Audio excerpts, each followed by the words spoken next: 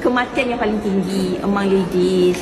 Dan nowadays, the breast cancer is getting smarter than us. Kenapa? Sampai sekarang kita tak tahu kenapa. But banyak data-data yang mengatakan bahawa whatever cancer yang berlaku pada badan kita, because our system, immune system is already haywire. So dua benda, I dengar daripada lecture malam tadi, outside lah daripada MBE, dua benda. Kita dapat cancer because a lot of toxemia in our body. Yang kedua, our cell is lack of nutrition. So dua benda tu. So kita target for prevention. Jangan dah dapat baru nak tengadah, baru nak fikir. Jadi kita tahu, every day kita memang ada keradangan yang kita tak boleh nak stop. Every day. So breast tissue ni, organ adalah the most surface organ dalam badan kita. So kalau kita pakai Alura Bra, dia akan dapat direct far infrared.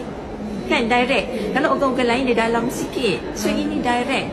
So kita tahu far infrared is one of the anti-radang, anti-inflammation.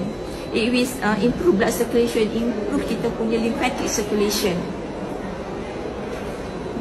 Okay. Pakai saja. And then bra tu, ya Allah, selesa sangat.